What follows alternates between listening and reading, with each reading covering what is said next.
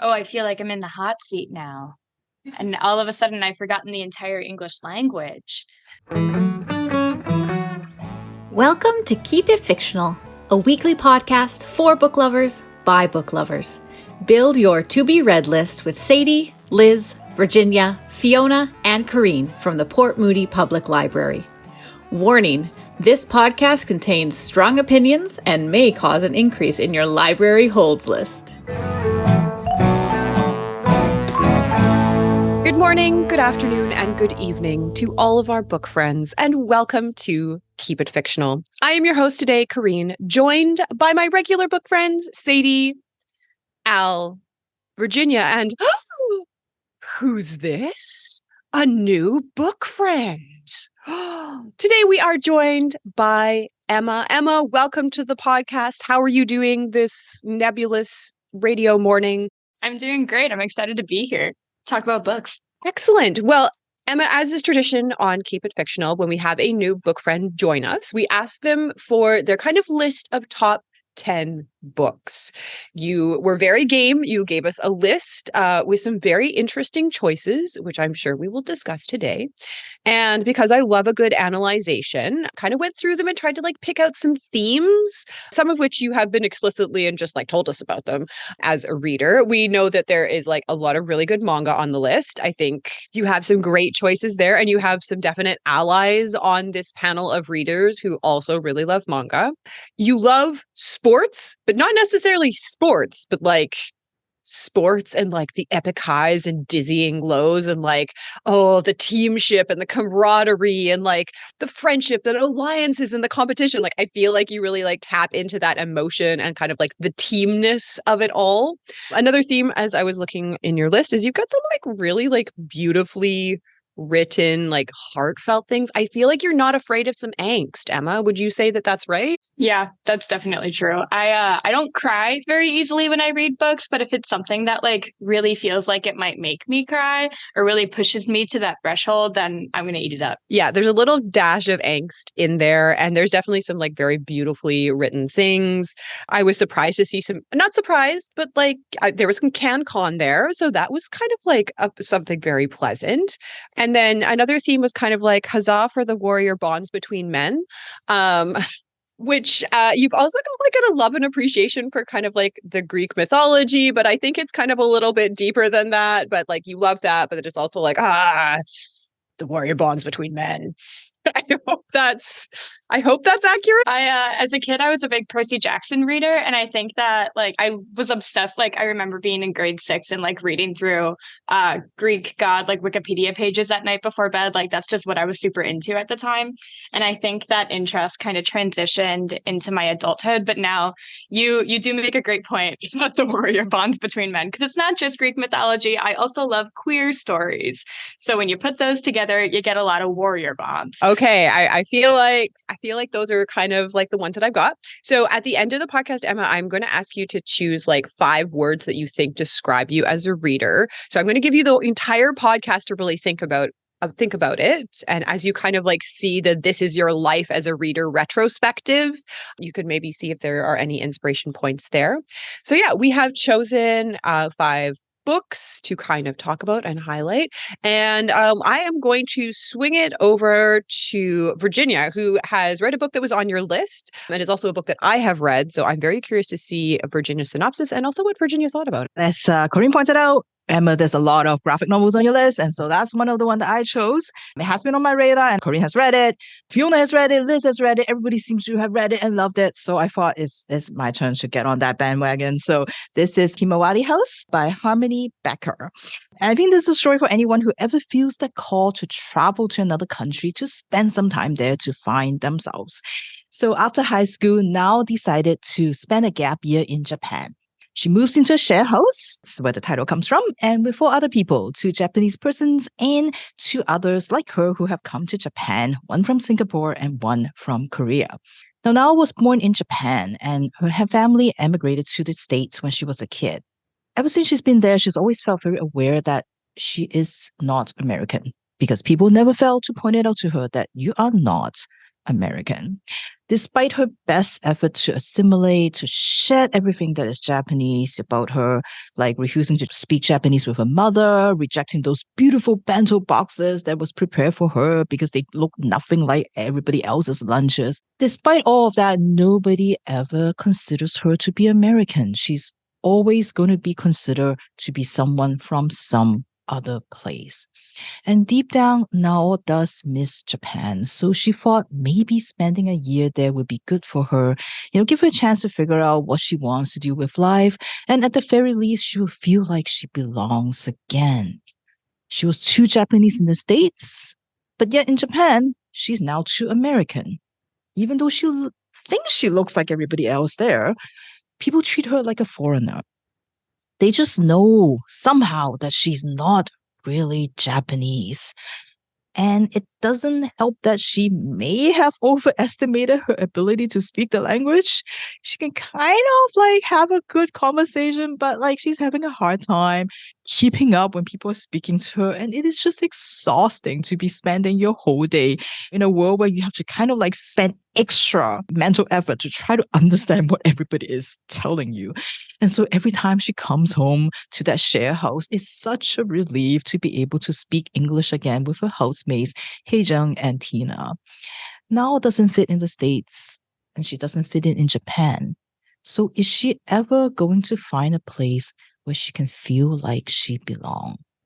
Himawari House is a graphic novel aimed at young adults. It has won lots and lots of awards, and I can definitely see the appeal. I think we've all been there where you're like kind of at that place where you're like not a kid anymore, you're not an adult, like what am I going to do with my life? I don't know. Sort of at that crossroads.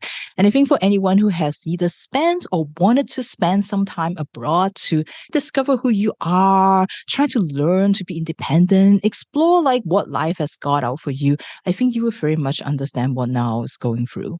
Now, gap year is not in my vocabulary, more on that later, but what I can definitely identify with is that immigrant experience. Now it feels incomplete, like she's half this and half that, and it's going to take her some time to recognize that, hey, half and half kind of makes a whole. But I think as an immigrant, you never do. No matter how long you've been in a place, no matter how you're surrounded by lovely people, like all my book friends here that are so supportive, you just know that you're different. Everything makes you feel like you don't quite belong. And I really like how the author puts in a lot of the dialogue in multiple languages. In Japan, a lot of the speech bubbles have Japanese and English in it. And then when Haejung talk, you got Korean and English. And it really gives you a sense of like sort of how hard it is for the characters to sort of do that switching between the thinking, between the languages. And as the author's note points out at the end, there is no shame in that sort of mixed language. Accents is not a shame. Everybody's unique.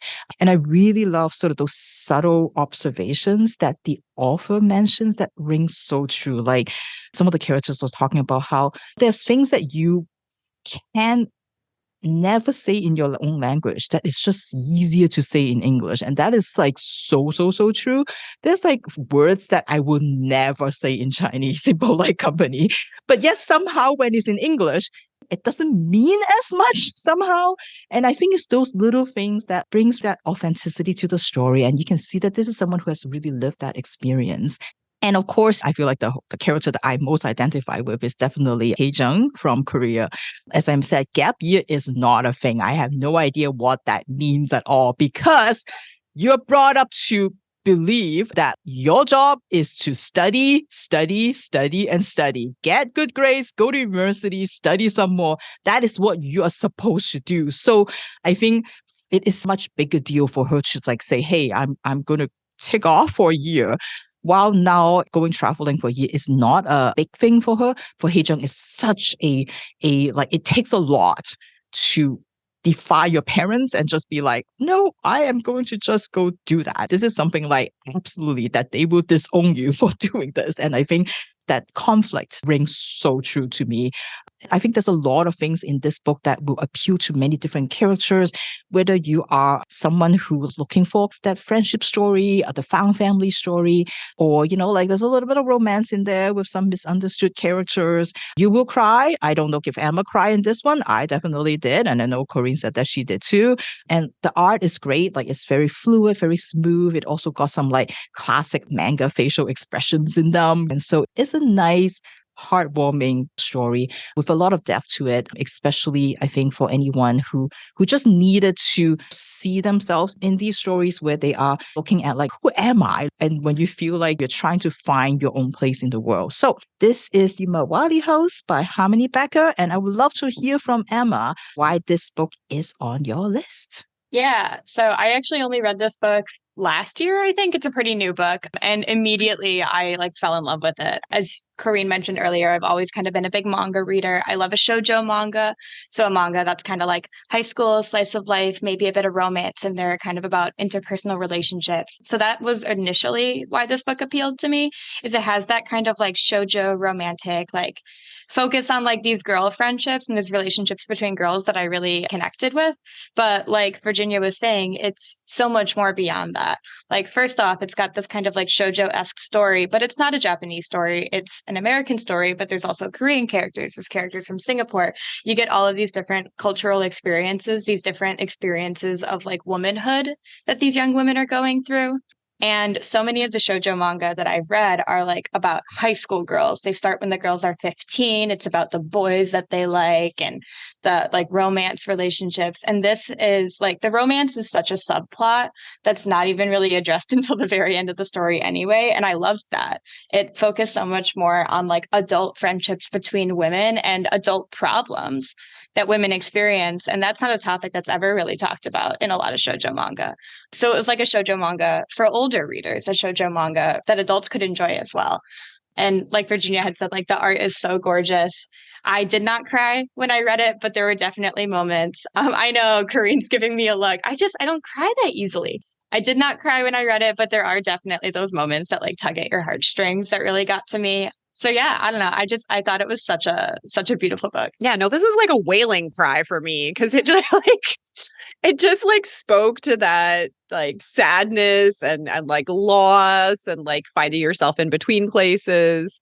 It's funny, like Instagram's algorithm spat out the Adam Sandler skit where he's pretending to be a travel agent. He's like, just so you know, like I can take you to the Amalfi Coast and show you these mountains. But if you're a sad person at home, you're going to be a sad person in another country.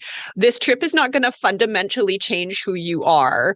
And I feel like a lot of travel literature tries to say that of you're just going to eat, pray, love your way through your trip. And this book is like, nope. You're all the problems that you had at home, you're still very much going to have them there, just with different food. Yeah. So thank you, Virginia. And thank you, Emma, for your insights as to why that's on your list. We're going to swing over to a fiction book. We're going to swing over to Sadie, who's going to celebrate the warrior bonds between men. Am I ever? The Trojan War. The battle for Helen. The face that launched 1,000 ships. The wily Greeks who snuck behind Troy's gates in a giant wooden horse, and finally ended the more than a decade long. Now, most people are at least a little familiar with this Greek story, made most famous by Homer's The Iliad. I imagine less, although still some, can probably boast that they have even read The Iliad cover to cover, or at least parts of it. Or at least have seen the movie with Brad Pitt and Orlando Bloom. Anyone? No. Okay. Regardless of how you, okay, all right. Some late admissions there. Regardless of how you have interacted with it, this story is a familiar one. We know its heroes. We have Hector, Paris, Achilles, Odysseus, Agamemnon. We more or less know what started the war, Paris stealing Helen away from Agamemnon's brother Menelaus, and we more or less know how the war ends, the famous horse. But what happened during the war? Or what happened leading up to the war? Or even what happened to make our heroes the heroes with a capital H that they are? So the book that I picked from Emma's list is The Song of Achilles by Madeline Miller. This is actually the second Madeline Miller book that I have read. First, Circe, I actually read because of a recommendation from former book friend Fiona. And I want to preface this by saying that, similar to you, Emma, I have always loved Greek mythology. I was a little bit too old for the Percy Jackson books, so I did not have that when I was a kid, but I did study Greek mythology in university in my undergrad, kind of both from a historical and a poetic standpoint, as well as from a theatrical view. So I've read a lot of Greek plays, lots and lots of Greek plays. So I came into this book probably with maybe a little bit more pre-existing knowledge of kind of the story and the characters than some people might. However, one thing that Madeline Miller loves to do in her books, and one thing that I love that she does in her books, is that she tells these stories from new perspectives and new lenses. And she always puts a new kind of take on the classic stories that people are familiar with. So with Circe, she had the story told from the point of view of Circe, finally giving the witch her own voice. And in the Song of Achilles, our story is told from the perspective of Achilles' inseparable companion, as one source calls him, Patroclus. Now, Patroclus is only 5 years old when he sees Achilles for the first time. His father is hosting a set of games in his kingdom, and Achilles, accompanied by his father, King Peleus of Phthia, is competing. Patroclus is in awe of the young boy with the golden hair who runs with the speed and grace of a god. That, his father says to him after the race is over, is what a son should be. Patroclus knows this. He knows that he is really only a prince in name and not in ability or in reputation. His father has made this perfectly clear to him since he was born. Now, it is not until Patroclus is 10 years old that he sees Achilles again. One day while he is out alone in the fields around his father's palace, an older boy demands a pair of dice that Patroclus is playing with. Not wanting his father to call him a coward again, Patroclus pushes the boy, causing him to fall and smash his head on a rock and die. The nobleman, who is the boy's father, demands retribution. And so his father permanently exiles Patroclus from the kingdom. He's no longer a prince. He no longer has any family. And he is brought to Phthia, a kingdom known for taking in strays and foster boys, a smaller kingdom than the one he was born in, but a kingdom well known among the Greeks. The king is said to have married a god, making his son a demigod. That son is Achilles. Now, when Patroclus first arrives, he tries to keep to himself. He doesn't want people to know that he killed someone. He doesn't want them to kind of think about him in that way, and he doesn't know what they're going to think of him. So he just kind of keeps to himself, keeps a low profile. However, it isn't long before Achilles starts to take an interest in him, seeking him out when Patroclus is hiding from the men who teach the boys to fight. Achilles is curious about why Patroclus left his kingdom. Eventually, he tells him, and Achilles says, well, why did you not just lie? Why didn't you tell them that you were defending yourself and that you didn't do it? Patroclus isn't sure, but he asks Achilles, or says to Achilles, you wouldn't have lied. He says, no, you're right. From then on, Achilles takes Patroclus as his companion and his friend. He moves him from the boys' dorms into his own room, and the boys become inseparable. Patroclus begins to learn more about Achilles. His mother, as rumored, is a goddess, and Patroclus learns the truth of this rumor and even has the opportunity to meet her. Thetis, a dryad or a sea nymph, who immediately hates Patroclus and who is determined to turn her son into a god. However, more than that, Patroclus learns that Achilles is a kind and sweet boy who plays the lyre beautifully and would rather joke around with Patroclus than listen to his father's stories of long dead warriors and heroes. He is beautiful, he is handsome, he is graceful, and he is the most amazing fighter that Patroclus has ever seen. Patroclus starts to notice that his feelings towards Achilles are changing. And so when Thetis sends Achilles away to study under the centaur Chiron, Patroclus sees no other option but to follow. Under Chiron's tutelage, the two boys learn about food and cooking, about medicine, about how to live off the land. They live in a rose quartz cave in the middle of the mountains. And apart from Thetis's visits, the three of them are left alone to study and to learn. And Achilles and Patroclus begin to grow into young men. It is a wonderful few years that Patroclus will often find himself reminiscing on in less pleasant times.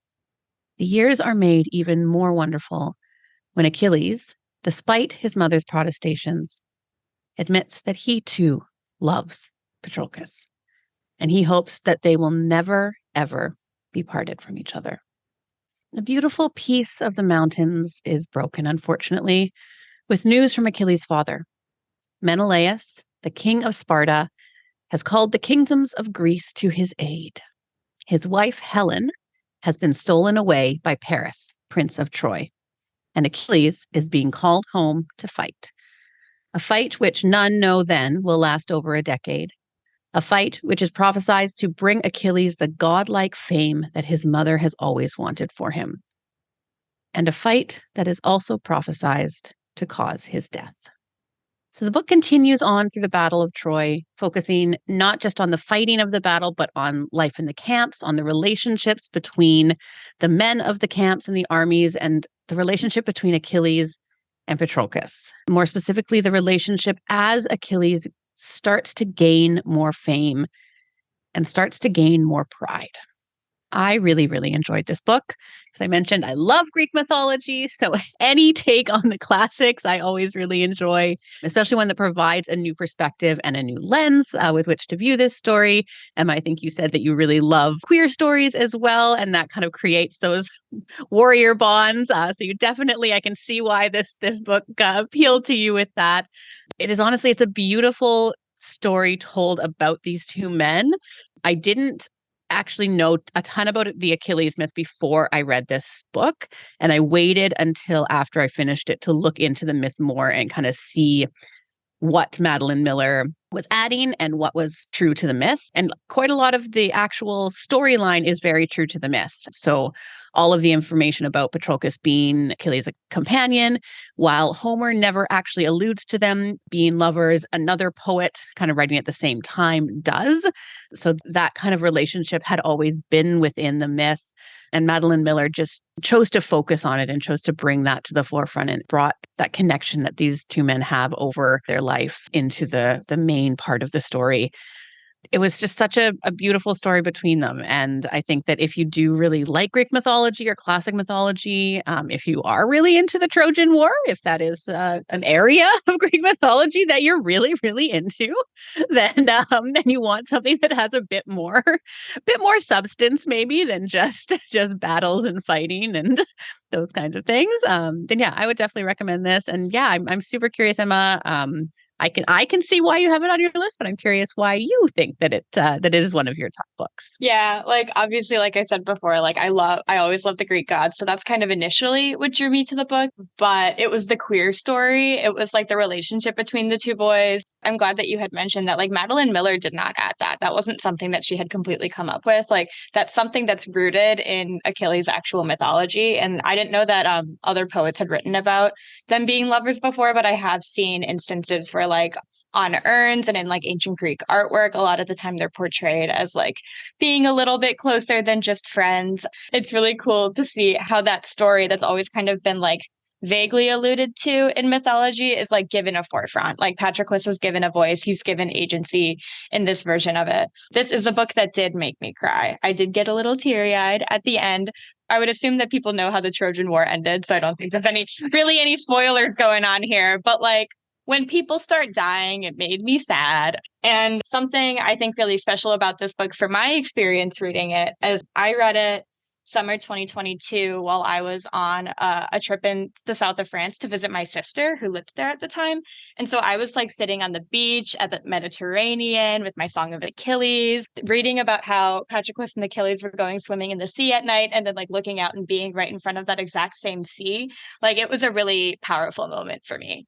So I think I would have absolutely fallen in love with the book regardless of where and when I had read it. But that being the context of it, like I was really in that place, not in Greece, but in France. But I was really in that place where their story took place. And I think that really hit home for me.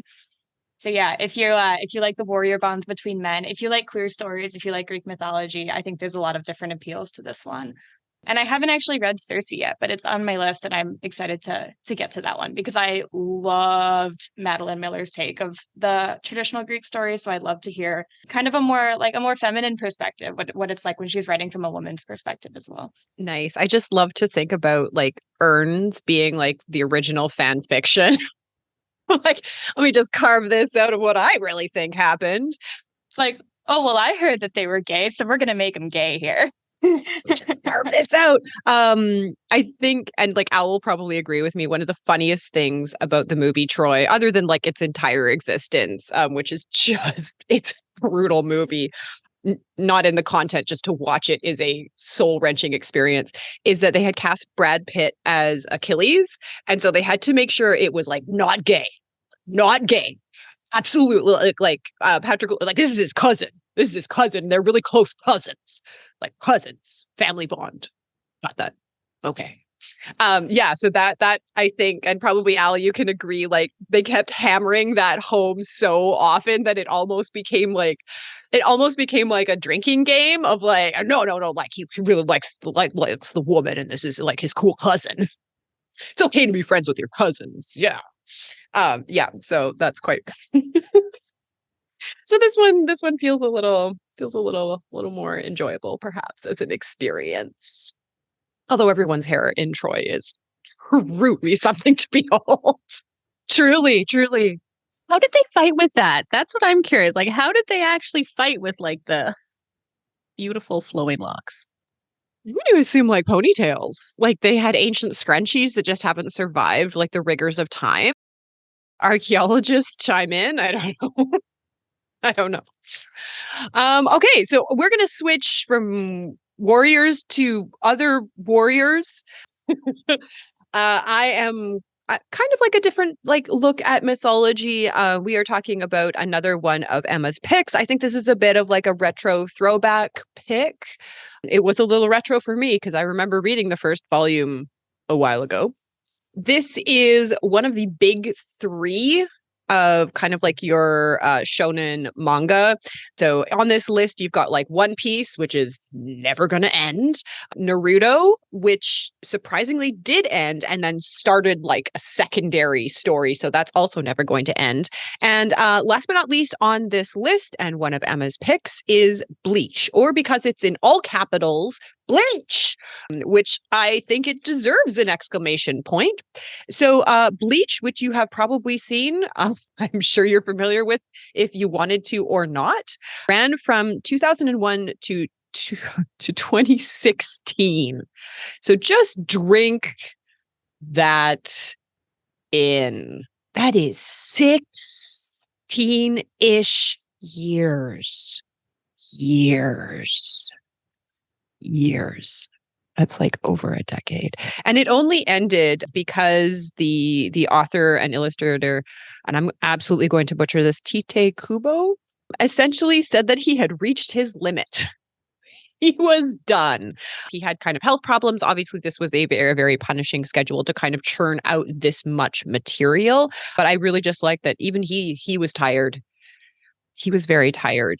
But again, it has over 120 million volumes in circulation. I believe it had 74 volumes. It inspired an anime, a reboot anime, 4 animated movies, various video games, and my favorite little factoid, 10 rock musicals, which I would absolutely pay cash money to see. That sounds rad. The merch is everywhere. Again, it's kind of touted as one of these like the big classics, and you can kind of see why. So for this, I read it comes in these lovely 3-in-1 volumes now. I read through the first one. I realized that I had actually read this when it first came out, and then I remember like, oh, this is really fun. Like, how many volumes are there? Oh, never mind. Because at that point it wasn't finished. And I was like, I am not investing so many hours of my life in case I don't get an ending. It is kind of like a very simple story that gets complicated really fast. It is about a average high school student with shockingly orange hair. Ishigo Kurosaki? He is your average, typical high school student, except for like the weird side thing is that he can see ghosts. But like, it's not annoying to him. You know, he's got some cool ghosts that can kind of help him scare away bullies. He can kind of chat with them when he's feeling lonely. He doesn't think of this as kind of anything strange or unusual. It's just kind of like a quirk in that some people can't tell time. He can see ghosts. We've all got our stuff. And this kind of special ability allows him to see Rukia Kuchiki. You can tell I haven't seen the anime. I'm so sorry. It's Rukia Kuchiki. Okay, awesome.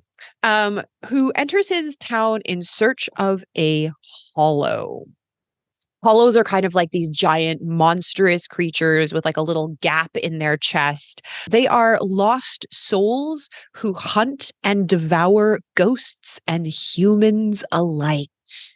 And Rukia is a Shinigami, or a soul reaper. She is a soldier who kind of helps usher these souls from the world of the living to the soul society, which is an afterworld, or an afterlife world, you know, where you're done. The done place. The done place. Because they obviously can't be hanging around in Earth eating their sisters.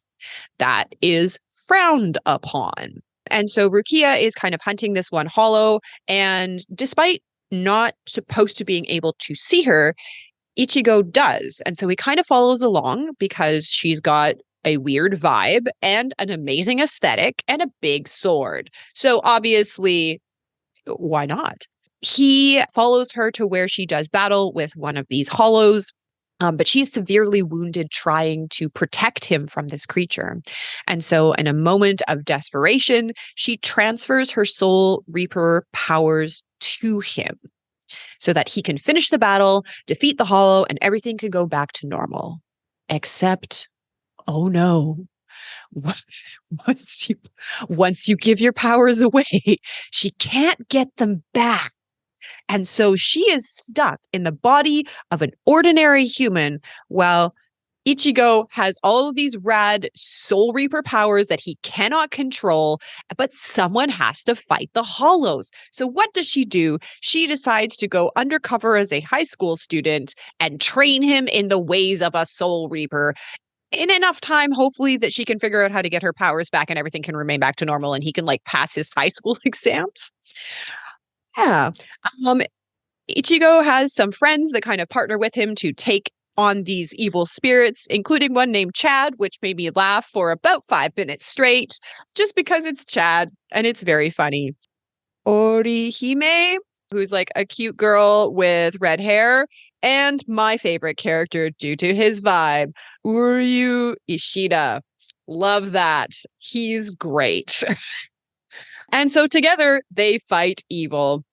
He is a part-time student, full-time soul reaper, which is not enough hours in the day, and he needs to seek out a better work-life balance. The story starts kind of like very cutesy. Oh, he's just kind of like fighting crime or like fighting evil. And like, oh, isn't it funny that she's actually this kind of like mythological being who has to go to high school?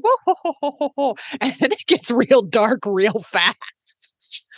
Yeah. So there's a lot more like politics and life and death societies and betrayals and politics and like machinations that are going on behind the scenes. And so it kind of expands out for like this very simple story into something like a much bigger world, much bigger, almost one could argue 74 volumes worth of a world into this kind of mythology that the author is creating. I think that's right. I read so many Wikipedia articles. So many, Emma. Because I was like, okay, I know what happens here, but I know this is not all that happens. And then there's like Quincy's, another word that made me laugh for a million years. Arankars. There's a lot of bad guys that happen, each of them with like some very cool aesthetics. Yeah. So Emma, like, what is it about Bleach that appeals for you? I can understand why. Again, it's hugely popular. But what about this story speaks to you? Yeah, I actually, full disclosure, started with the anime and only got into the manga after I'd watched the anime. Because I started the anime when I was in like grade 8 or 9. And I got into the manga afterwards because I was like, oh, this is so, so, so cool. I need more of this in my life. And I'm glad that you brought up the aesthetics because that's actually one of the things that I think kind of sets Bleach apart from a lot of other shonen series. Because, like, you look at the shonen series nowadays, a lot of them are really similar. They're violent. Usually there's like ghosts, curses, demons, all these kind of various, like, similar types of bad guys that are involved. I think like Jujutsu Kaisen, one that's really popular right now, is super, super similar to Bleach and how it kind of like where it draws its mythos from and where it draws like its power system from. But one of the things that I think Bleach does that really sets it apart from the others is the aesthetic choices. And Tite Kubo, the author and illustrator of it, is really, really big into like fashion and street style. So you look at all these different characters, these different like types and races of characters, like Uryu, the Quincy. So he fights with like this bow and arrow sort of thing. Like his fashion aesthetic is a bit more like when he's wearing his like fighting uniform, his fashion aesthetic is a bit more like European, Germanic. The Quincy's, this race of people in Bleach, they get all of their names and words and the names of their powers and stuff from the German language. The Arancars, their aesthetic is much more like Spanish and Latinx in design. They get all their words, like the word Arancar is a Spanish word, and all their powers come from Spanish words. So like you get all these different fashion aesthetics, and all the characters, even when they're wearing like their regular street clothes, they all have like very fun fashion styles in addition to this like very kind of large and complicated world where there's all these different politics that are going on, all of these different philosophies as far as like life and death and who deserves to live and who deserves to die and what's the balance between the world of the living and the soul society where the souls go when they go to the afterlife. Soul Reaper's whole purpose is maintaining that balance, and then there's some people who want to askew it, and that creates all these different like political conflicts that go on in the story. It's just so much, but I love it because I think it's very unique, but at the same time, like what Tite Kubo did with Bleach inspired what a lot of different shonen mangakas right now are doing, where like I watched Jujutsu Kaisen for the first time and I go, oh, this is just a remake of Bleach. Or like I read the first couple chapters of this more recent young adult novel called Cemetery Boys, which is Mexican in its mythology, but the way that like superpowers work in this world, it's literally Bleach. Like they have lost souls that become corrupted, and then the people have to use their knives instead of swords, but they have to use them to send them to the afterlife. It's all very similar. So yeah, I think Bleach inspired a lot of modern stories in the way that it's designed and the way that its magic system is designed. But one of the reasons that I love it, one of the reasons it's so close to home for me, is it is very nostalgic because I watched it when I was younger. And nowadays, in this current anime manga climate, Bleach has gotten a reboot. So, to give you a quick little rough overview of what happened there, the manga finished, the anime was finished before the manga was done. And I think the author got on kind of an inconsistent schedule with publishing the manga because of the health problems that Corinne had mentioned. And so the anime was canceled before the manga ever ended. And all of these volumes of the manga came out that were never adapted into an anime. And then 10, 12 years later, they finally said, okay, Bleach is over now. And people still love Bleach. So we're finally going to bring the anime back. So I had read a bunch of the manga. I'd watched the entirety of the first show, and I was fully content with just being like, I'm going to die and never see how this ends. Like, it's just never going to, I'm never going to see how Bleach ends. I'm never going to see the ending animated, and that's fine. I've come to terms with it.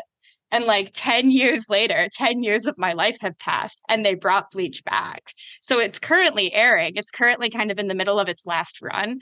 And for me, it's so exciting because it's made it popular again. They've really upped the animation. The quality is a lot better. Old Bleach has a lot of problems with it. The quality of the new series is just like absolutely mind-blowing and phenomenal. So that's why it's kind of like a relevant story for me right now, is it's living in this like new age of popularity. I should have worn my Bleach t-shirt today to show off. But yeah, I think it's just a phenomenal story. It's like, it's an action fighting shonen. So if that's not for you, that's not for you. There's plenty of other action fighting shonens out there that people can get into. But Bleach is my personal favorite. I have to ask because I saw some angry anime nerd, and that's not a slight because I am like, yeah, it's me too. Argue that like to properly like wrap up the story, like they were disappointed in kind of the ending of the manga. To properly wrap up the story, it would have taken another 2 years of like writing. Were you satisfied with the ending of it? Yeah, so that was a huge thing where like Tite Kubo had all these health problems at the end of the manga. And so the last couple volumes, the last couple chapters are really rushed. And a lot of the art in them is like a little bit more bare bones than if you were to compare it to like volume 1 of Bleach. But one of the really nice things about them bringing the anime back in the 2020s is with how much animation has improved. Like, I was disappointed with how the manga ended. I felt like it was rushed. I felt like it was kind of lazy. Not the story, but more the art and the illustrations themselves. But with them rebooting the anime, Tite Kubo is really, really involved in the anime reboot. So he's saying like, oh, this is how I wanted to end it. If I had more time, this is how I would have ended it. And that's the route that they're taking with the anime reboot. So they're adding new scenes. They're like giving characters more fleshed out storylines. A lot of characters where people were like, I wanted to see more of him. They're giving those additional scenes in the anime reboot. So for the fans that were disappointed the first time around, we're kind of getting a little treat with this new anime series. It's very fun. 10 years later. All right. So good things come to those who wait. And so if you've been waiting for our last book, we're going to swing it over to Al. All right. So just before I get into the book, I want to quickly say that if you like artists who pull inspiration from a bunch of different cultures, from a bunch of street fashion, you should check out JoJo's Bizarre Adventure. So just gonna leave that there. No more commentary. But with this, we're getting back to Greek mythology. And like Sadie, like you, Emma, I'm a huge fan of Greek and Roman mythology. I was also a bit too old for the Percy Jackson books. They hit more at my brother's age. But I've always been a huge fan of Greek and Roman mythology. So the book I chose to read for today is one I've actually been meaning to read almost since it came out. The Odyssey is one of my favorite classic works. So, of course, when one of Canada's bright lights of literature, Margaret Atwood, wrote a novel about the Odyssey from the perspective of one of the women of the story, I got excited. So today I'm talking about the Penelopiad by Margaret Atwood, which is a retelling of the story of Penelope, the wife of Odysseus. It's narrated by the dead Penelope, as well as by the 12 maids who were hanged after sleeping with the noble suitors of Penelope that she warded off from marrying her for years by weaving a death shroud all day and picking apart that same shroud every night.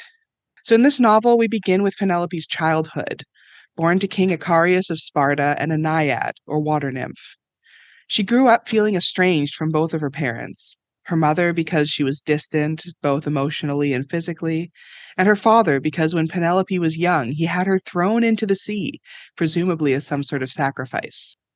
While she survived this due to a flock of ducks saving her and towing her back to shore, and her father became more doting after this, Penelope was never able to banish the thought that at any point he might try to kill her again. At the same time, we learn about Penelope's relationship to her more famous cousin, Helen. Helen is immensely beautiful and knows it, and leverages her beauty for her own ends. Penelope feels plain and reserved next to Helen, who often takes the time to prod at Penelope's and others' insecurities. We move on quickly to Penelope's marriage to Odysseus.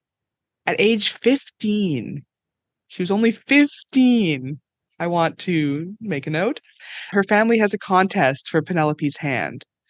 Odysseus was one of the competitors for Helen's hand as well, and Penelope thinks somewhat self-deprecatingly that she's a runner-up prize, something to be settled for, rather than a prize in her own right. Odysseus wins the competition, of course, and the two are swiftly wed. On their wedding night, Odysseus quickly charms the young Penelope, though the older Penelope narrating is quick to note that he is a charmer by nature, and perhaps she has different ideas about him now. Odysseus quickly convinces Icarius to let him take Penelope with him back to Ithaca, rather than observing the tradition where the husband becomes a part of the wife's family, consolidating the wealth in the wife's household.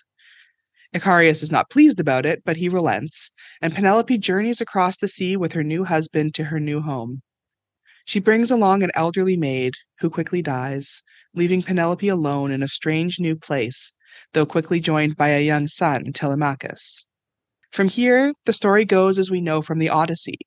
News comes that Helen has run off with Paris, a prince of Troy, and her husband Menelaus and his brother Agamemnon are going to call in the favors they're owed and wage war against Troy to get her back. Odysseus tries to pretend to be insane to get out of going to war, but is found out and goes anyway. Penelope is left behind, And the first 10 years go by without much incident as she learns to manage the household and becomes a good wife. She does this to impress Odysseus, she hopes, when he returns, that he will praise her, say she is worth 100 Helens. But as more time passes, people begin to believe that Odysseus is dead, and suitors begin to come to the household to try and vie for her hand. We learn that Penelope enlisted the 12 youngest maids to help her spy on the suitors and unravel her weaving at night, which works for years until the secret gets out.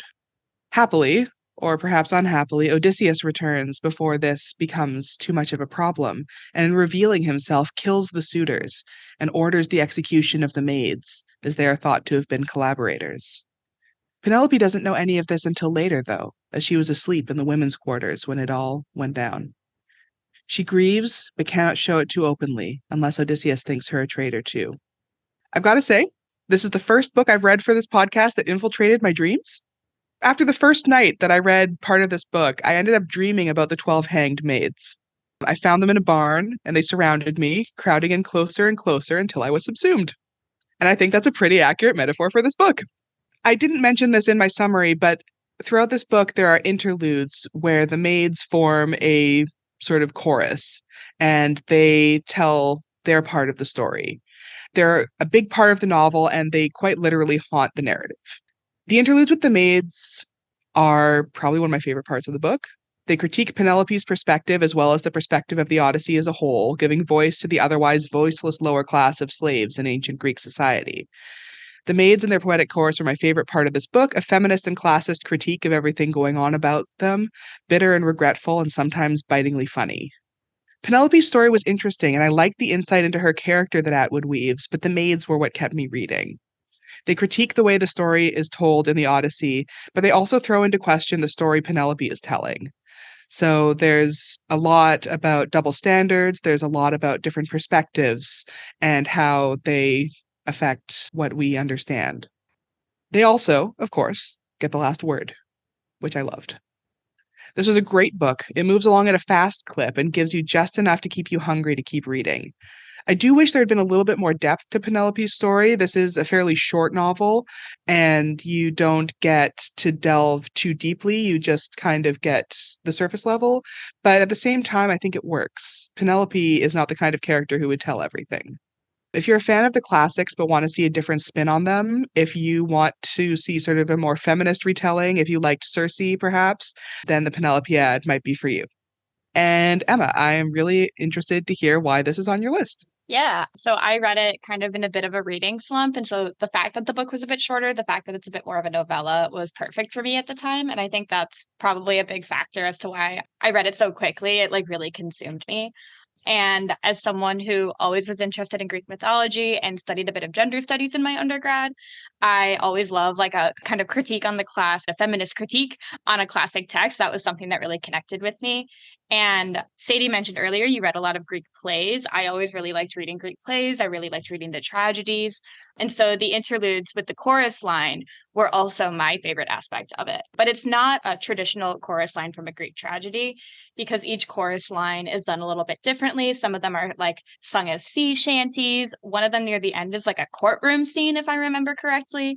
Like the choruses, the bits that the chorus does that are narrated by the hanged maids, these are kind of like anachronistic interjections into the story, which I think was really fascinating because you're getting a perspective from like a contemporary standpoint, looking back on the events that are happening here. So you've got Penelope's stories, Penelope's chapters, where you're getting more of a narrative. But I, like Al had mentioned, was more interested in what the maids had to say about that, what the maids had to say about what was going on in Greece at the time, but also coming from a contemporary perspective. Because they're not speaking to their experience in the moment, they're speaking to their experience looking back on it from the afterlife. And so I forget exactly what other genres they incorporate in those chorus lines. The two that really stick out in my memory are the one that's sung like a sea shanty and the one that's like a courtroom drama. But each one, Atwood uses a different genre. And so it's really cool to see how she's throwing in these different elements into the story. It's not just Penelope's story. It's not just Penelope and then a little chorus interjection here and there. So it's very fascinating. This is also the only Margaret Atwood book I've read. So I don't know how I would connect with any of her other stuff, but I really, really loved this one. And it makes me interested to read more of her stuff, but I don't know if she's written anything else that was about Greek mythology. And that's kind of the big reason why I connected with it so much. But Sadie, I think you would really appreciate this one if you haven't read it yet. It sounds like something you'd enjoy. I agree. I was just thinking that because I feel a little bit ashamed as a Canadian to say that I also have never read a Margaret Atwood book. I know. So maybe this will be the one that I start with. Yeah, I loved it. And I'm really glad that you read it out. I'm sorry that it gave you a nightmare. I wouldn't even call it a nightmare. It was just really weird. I feel like at your admission, Sadie, Fiona just felt a chill up their spine and doesn't know why. I know. I'll have to check in with them and make sure that they're okay. All right. So, Emma, we have talked about 4 of your favorite books. And my challenge for you at the beginning of the podcast was, what are 5 words that describe you as a reader? Yeah, I wish I'd brought a pen and paper with me because I have nothing written down to go off of right now. 5 words that describe me as a reader. That is a tricky one. Oh, I feel like I'm in the hot seat now. And all of a sudden I've forgotten the entire English language. I think engaging is a good one. I don't typically like a story that doesn't really have a lot of plot. I like a story where there's a bit going on, a bit that you can kind of sink your teeth into. I don't want to use the word angsty, but I think it's pretty accurate to describe the type of stuff that I'm usually drawn to. Like, I love an emotional journey. I love something that's about like interpersonal relationships between people. As Corinne had said, the highs and lows of sports, and which is interesting because you mentioned that at the beginning, but none of my picks that were about sports were spoken about here. So the listeners of the podcast won't really get what we're talking about. But I do love a good sports drama and like a good like I do love reading about like the emotional friendships that come through sports drama. What else? I love queer stories. If it's queer, I will most likely read it. That's not to say I'll definitely enjoy it, but if it's queer, I'll probably give it a shot. Especially if it's queer and incorporates like mythologies and fantasy elements to it. That's always something that I really love. I think those are 3 words. I need 2 more. What else? Can I use mythological? That's a good word. Yeah, because it doesn't necessarily have to be Greek mythology, but Bleach touches on mythology and philosophy, things like that. Things that are like, there's action to the story, there's plot to the story, but there's more going on behind the scenes. Like the story itself is a commentary on something philosophical, on some sort of mythology. That's usually something that connects with me really well. Like all these different, when we talked about Bleach, all these different cultures have different like life and death mythologies that you can get in different stories. And those are the kinds of stories I usually really like to read. And the last word, illustrated. I love an illustrated story. I love a comic. I love a graphic novel. I love a manga. It's not the only thing I read, but it's a lot of what I read. And so I love something that's illustrative, that has illustrative elements to it, whether or not it's a comic book or whether or not that's something that's kind of incorporated in it. Yeah, and I think that's 5 words. Excellent. Yep, that's exactly 5. So engaging, angsty, queer, mythological, and illustrated is how Emma sees themselves as a reader. And then just to end the podcast, I have one very important, very divisive question for you, Emma. Do you purchase a lot of books? I do purchase a lot of books. Get more from the library than I purchase, but I own quite a collection. I have quite a big manga collection. This is a little shout out to Virginia. I own all 45 volumes of Haikyuu and the art book. So with manga, and especially a series that I like really, really love, like Haikyuu, that's something that I'll purchase.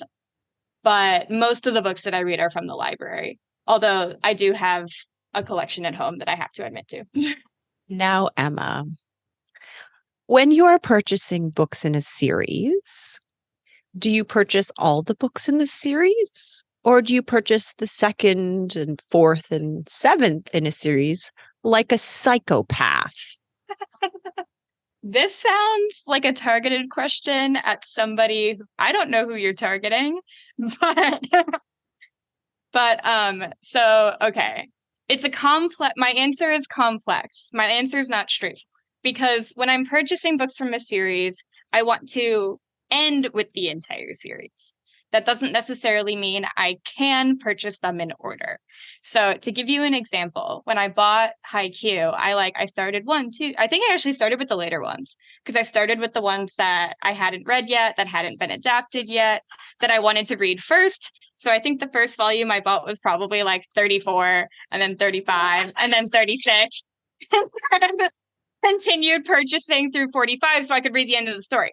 But once I bought those, I was like, okay, I've read these now. And I want to own the entire set, but not every store is always going to have the entire set on hand. So when I'd go to the bookstore and I'd say, oh, they have volumes 1, 5, 6, 7, 8, I'm going to buy those ones.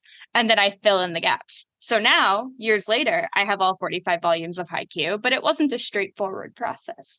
And that doesn't pain me. I'm totally content with doing it like that. Well, eventually Emma gets the whole series, so that's okay, Corinne, right? That is okay. Yeah, so kind of like both sides. Yeah, eventually I get it.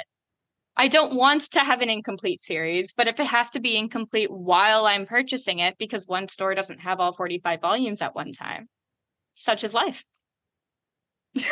Corinne's not happy with my answer. It still fits though, Corinne. Come on. Like, because they're still collecting the whole thing. Unlike some other people, like some of us here that may not have the whole thing. And never will. Emma, can I ask a question? Do you listen to music when you're reading? Not usually. If I'm like on the bus, if I'm like reading on the bus, I can like have something kind of mellow going on, but not usually, no. Not like at home. If I'm at home reading, it's quiet. Excellent. And do you listen to podcasts when you're reading? Ooh, that's way too much. No, if I'm listening to a podcast, I can't even be like doing something. I can like maybe be doing the dishes, but not something that requires any brain power. Come on now, do another one. No, I'm just enjoying that Corinne has apparently died. I like these questions. Do you reread? Are you a rereader? I do reread. Yeah. When I read the Song of Achilles, I was on vacation. And so I finished the book and I was like, no, that can't be it. And I had, I brought like 5 books along with me on my vacation. And at that point I had read all 5. And so once I finished the Song of Achilles, I was like, well, got to start over then. And I reread like half of it before I came home. But yeah, there's definitely like, I've read Aristotle and Dante twice. I've read Slaughterhouse-Five a few different times. Like I definitely reread. And I re-listen to audiobooks. If it's an audio, like Beartown, I've listened to that audiobook, I think like 4 times now. Yeah. Okay, we're going to wrap up. So we are very happy to have you. There are some things you have in common with some of our readers. There is some kind of like shared love of like manga or mythology. There is some love of sport just in general. Yeah, your Venn diagram has many things in common with many people, and then you're your own reader, and it's fine for everyone to be different, even if they're wrong. So thank you so much for joining us, Emma. We look forward to all of your book recommendations in the coming weeks. Thank you so much for asking our existential questions and for sharing your favorite books with us and why they kind of spoke and resonated with you. So we hope the rest of our book friends listening also look forward to all of Emma's picks, and we're just really pleased to have you on Keep It Fictional. So to all of our listeners out there, whether they're sensible, straightforward collectors or psychopaths, we welcome and are happy with all of you. So happy reading, everyone, and have a lovely day. Thank you for listening. If you like our show, please tell a fellow book lover about it. You can find a list of all the books we discussed in our show notes. Join us next week for another fun book chat. Until then, keep it fictional.